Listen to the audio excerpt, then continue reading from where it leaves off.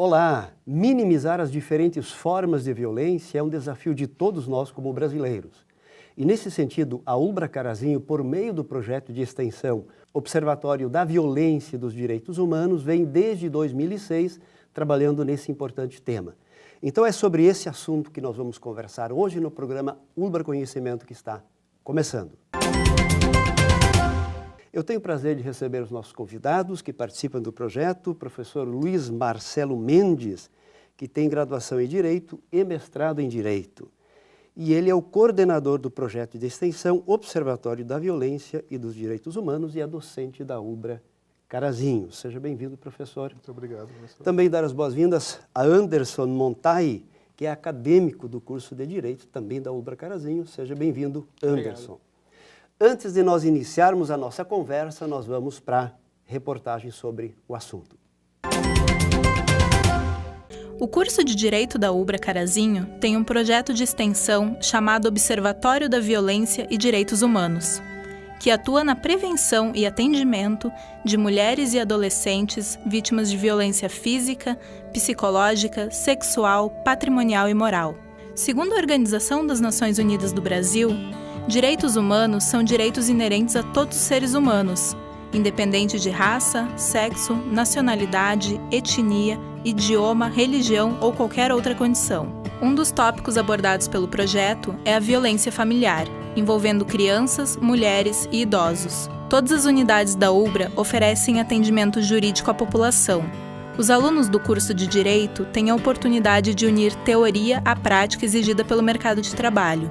A estudante Lisandra fala sobre a importância em reconstruir as relações pessoais. E daí veio uma assistida, ela estava grávida e o pai da criança queria a guarda, sabe, da criança. Eu achei isso uma coisa, sabe, ela é a mãe, né? Ela que tinha que ficar com a criança, ele nem estava pagando direito à pensão alimentícia e queria a guarda dela, sabe? Então eu acompanhei ela na audiência, isso foi muito gratificante e ela se sentiu muito mais segura com isso. E isso foi uma experiência muito legal, assim. São pessoas carentes, né, que vêm para ter assistência jurídica gratuita, né? E essas pessoas, às vezes, elas vêm muito decepcionadas. A Ubra se insere na comunidade para ajudar nas demandas que surgem. Para que isso aconteça, existem os projetos de extensão, como o Observatório. Isso, diretamente com os assistidos, que são as pessoas que vêm procurar pelo atendimento aqui no Sajubra, e, é claro, juntamente com a coordenação, com o monitoramento dos professores do curso. É uma experiência, assim, bastante enriquecedora, na qual nós, como acadêmicos, temos o contato e uma noção do que, de fato, vamos encarar, logo que concluirmos o curso. E aqueles que já passaram pela experiência, sabem a grande importância, e para aqueles que ainda não passaram, assim, é muito bom mesmo. Que iniciativas como o Observatório da Violência e Direitos Humanos possam contribuir para uma sociedade mais justa e igualitária. Eu quero começar essa nossa conversa perguntando para o professor Luiz Marcelo, do que trata esse projeto Observatório da Violência e dos Direitos Humanos? Primeiramente, eu gostaria de agradecer o convite, professor Cláudio. Esse é um projeto muito importante, é um projeto que eu tenho um carinho especial por ele. Por quê, professor? Eu comecei a atuar nele como aluno, como Anderson. Olha só. Eu comecei, foi da primeira turma, quem conduziu e estipulou esse projeto, inclusive foi a minha orientadora de graduação, e a partir disso ela convidou para a gente começar a atuar nessa área, porque Carazinho, apesar de ser um município pequeno, ele está entre os 50 mais violentos do estado. Então, a partir desse dado e com a questão da extensão, que a universidade tem esse viés de se inserir na comunidade a partir da extensão, e tentando adequar a necessidade do município, se pensou no projeto. Quais são as principais formas de violência que vocês podem perceber? A violência que a gente tem percebido, ela é um fenômeno que ele é global, Sim. A gente tem visto, e ela varia conforme a época. Isso é uma coisa interessante, a partir dos atendimentos que nós fazemos. O projeto ele tem como característica, né, ele trabalha com questão envolvendo violência e direitos humanos, mas ao mesmo tempo ele também se adapta à necessidade da comunidade. Né? Eu fui perguntado uma vez se o projeto não seria assistencialista por ser assim. A gente entende que não, do projeto, pelo seguinte sentido: a universidade, quando ela se insere na comunidade, ela tem que se inserir para atender os interesses também daquelas demandas. Sim. Então a gente procura adequar aos interesses. Nós temos assim várias formas. O projeto ele também, como ele trabalha numa perspectiva de acoplagem sistêmica, ele não é engessado. Então ele se molda também às necessidades das demandas que nos chegam. Teve anos que nós trabalhamos de forma mais forte com questão de violência contra o idoso. Sim. Tem anos que é uma forma de violência que chama atenção, às vezes porque o projeto também tem esse cunho de ser interdisciplinar, por a violência, às vezes, ela não está da forma que a gente pensa que está. Muito evidente, é muito mais uma violência velada, que a gente poderia Às vezes. Esse caso é muito interessante, a gente teve lá em Carazinho, porque a gente tem várias parcerias. A gente atua com forma de parceria, a gente se insere na rede de assistência do município.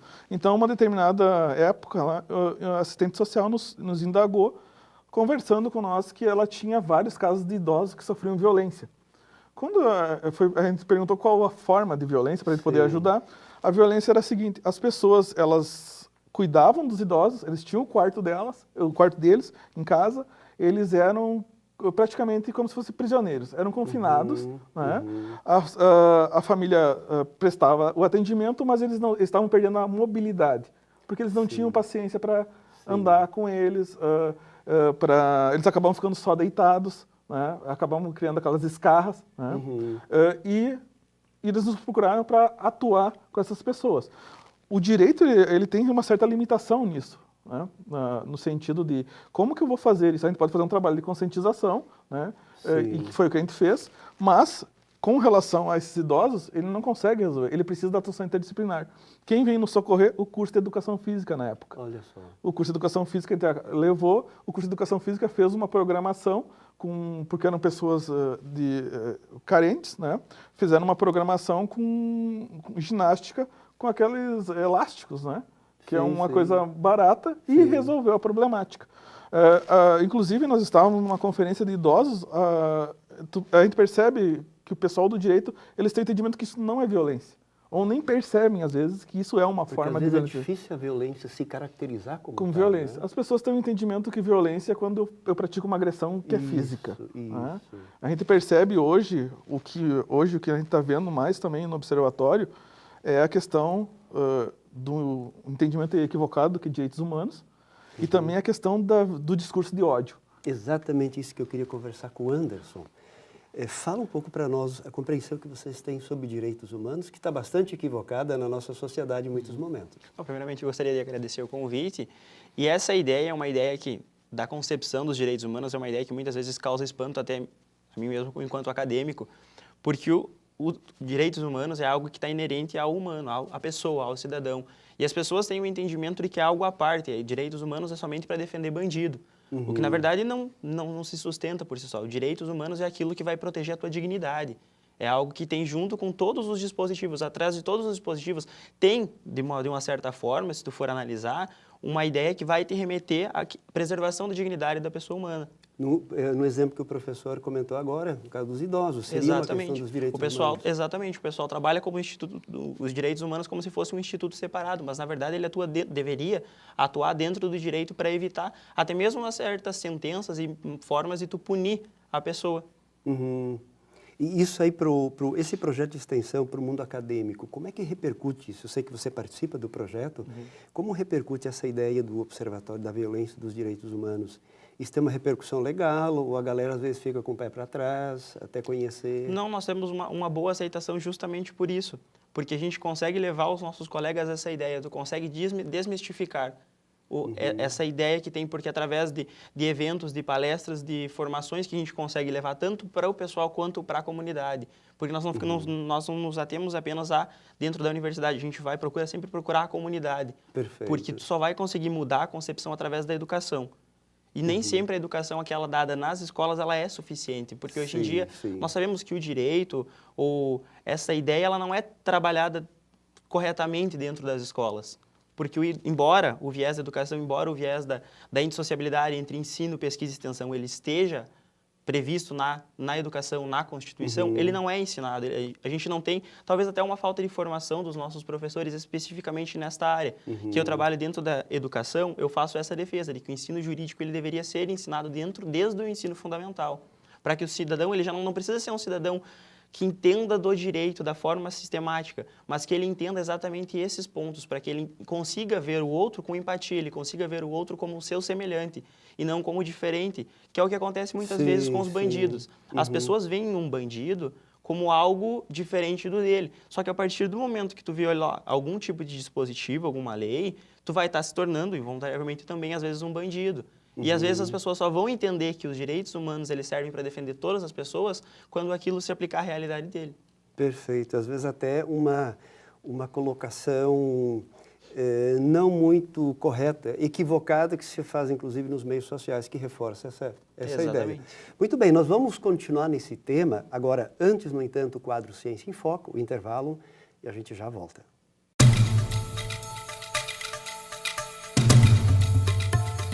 No quadro Ciência em Foco de hoje, eu vou estabelecer algumas relações entre a temática da violência e dos direitos humanos. Direitos humanos, então, são direitos construídos através de uma civilidade, de uma civilização, né, que existem para proteger a liberdade das pessoas, a individualidade, a diferença, entende? Os direitos no sentido de, bom, eu sou um cidadão que tenho também direitos. Aliás, os próprios presos têm direitos. Aliás, é importante observar que está ocorrendo hoje no Brasil uma nova modalidade de execução penal, né, que visa a ressocialização dos presos. Em primeiro lugar, é importante estabelecer do ponto de vista conceitual que o conceito de direitos humanos surge a partir da Revolução Francesa com os ideais de igualdade, liberdade e fraternidade. Então, ser liberal, né, significa proteger os direitos humanos, ok? No Brasil, particularmente hoje, no mundo inteiro, mas particularmente no Brasil, há uma confusão muito grande no que diz respeito a esses conceitos. O liberal é tido, o liberal no Brasil é um liberal cujo o pensamento reporta a pena de morte, reporta a ausência de liberdades individuais, a ausência da diversidade sexual, racial e assim por diante. Por que eu sou favorável aos direitos humanos? Não sou favorável aos direitos humanos apenas para defender os bandidos, que é uma visão que se tem muito deturpada no Brasil. Direito dos manos, direito dos bandidos. Os bandidos, os delinquentes têm mais poder, têm mais direitos do que o cidadão, entre aspas, de bem. Não se trata disso. Direitos humanos existem para proteger a todos nós, entende? A proteger a mim. Eu não quero ser morto nem torturado pela polícia, nem quero que meus filhos sejam, por mais diversas razões que podem ocorrer, ok? Para vocês terem uma ideia, o Brasil tem a polícia mais violenta, das polícias mais violentas do mundo. Hoje, no Brasil, a polícia mata mais do que os delinquentes, ok? Então, penso que essa seja um começo de discussão para que a gente possa minimizar um pouco essa onda que a gente vem observando no mundo e no Brasil de diminuição, de retração, de retrocesso no que diz respeito aos direitos humanos.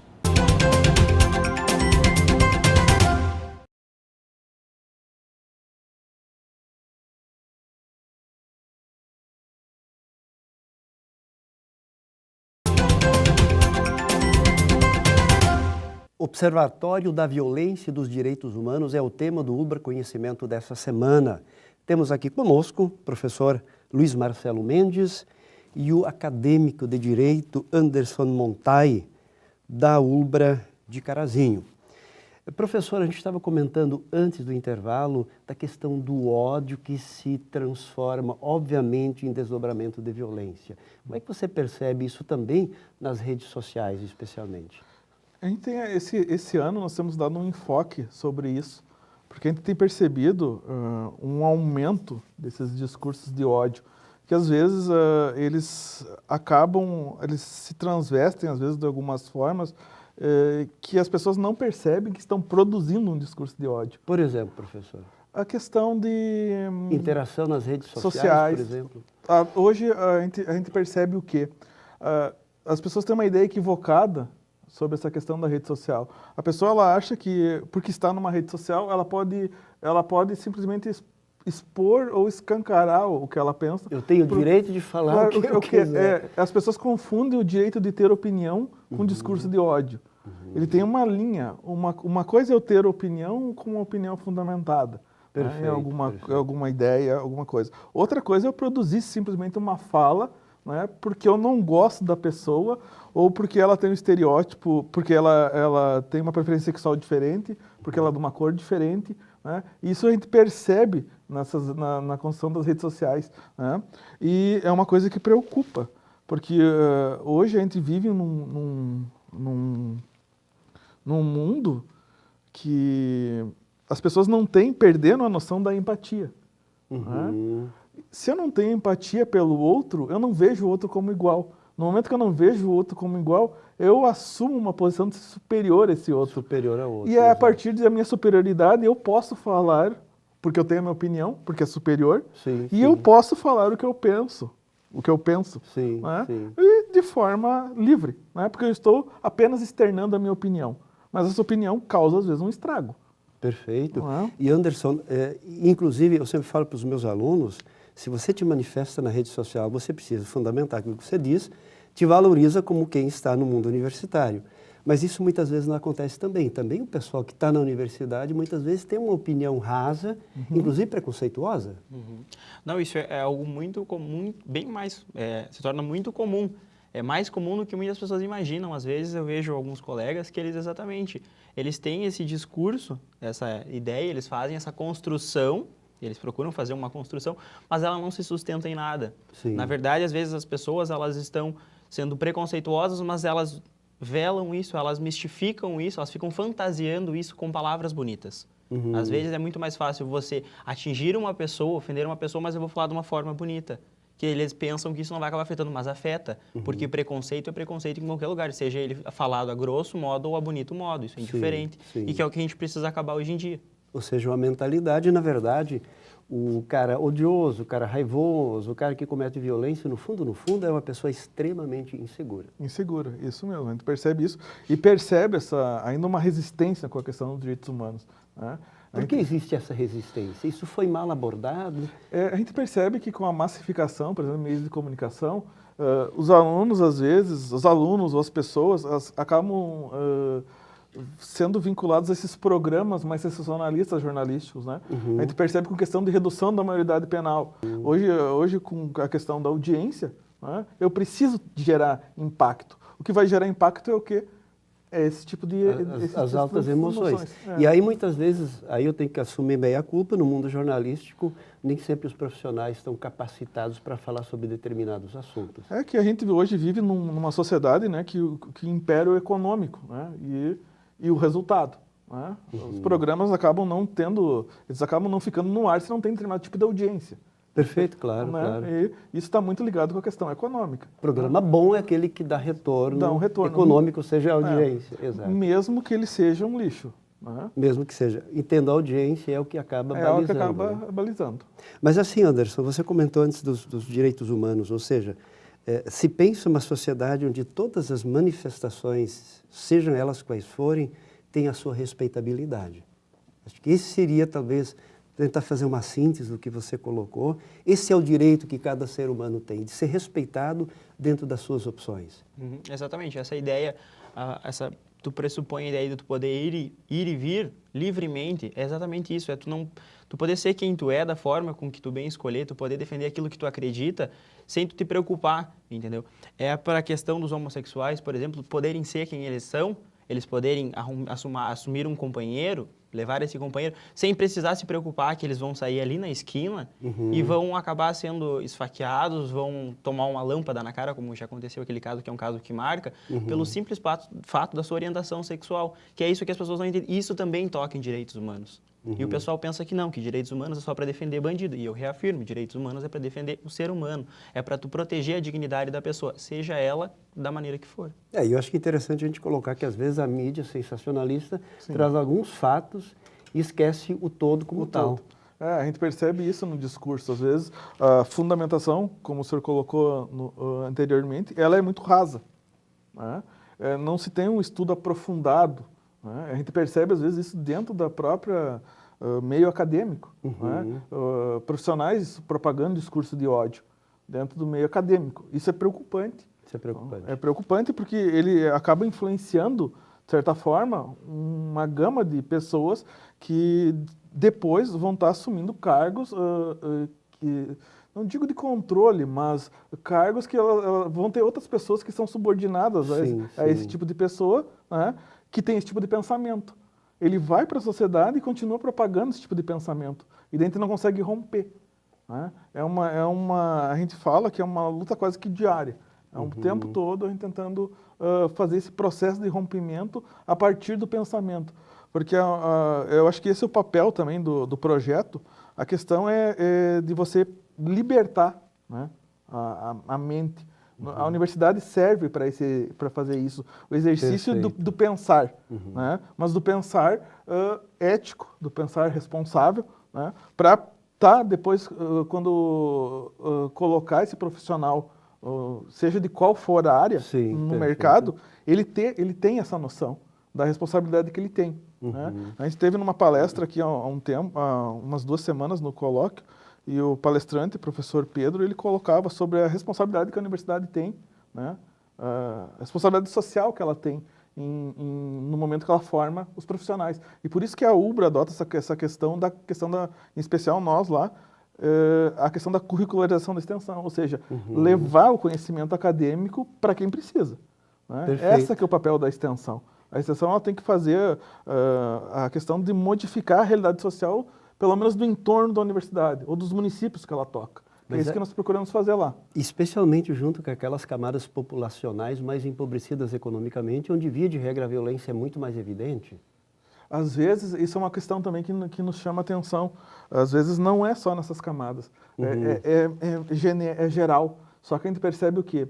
A questão, quanto menor o município, a gente percebe a questão do status que a pessoa tem na comunidade, ela acaba deixando aquilo velado. Né? Porque ela não quer, a partir desse status, que seja vinculado com isso. Então, às vezes a gente tem essa noção. No projeto, que a gente tem um outro projeto que atua com o Observatório, que trabalha com violência contra a mulher. Uma vez me foi perguntado se era só pessoas mais carentes. Não, todas as camadas. Sabe? Só que as formas de violência, elas mudam. Elas ficam mais sofisticadas, quanto mais elitizada a camada. Mas elas existem.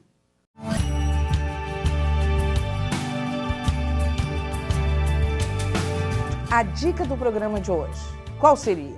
É Sajubra, Serviço de Assistência Judiciária da UBRA. É o atendimento gratuito às pessoas carentes que percebem até 3 salários mínimos. Qual é o nosso atendimento? É o atendimento com os professores e seus alunos, porque nós unimos a teoria com a prática do curso de Direito. Quais as áreas que nós atendemos? Nós atendemos a área de direito de família, direito do consumidor, direito das obrigações e dentre outras áreas. Essa é a dica do programa de hoje.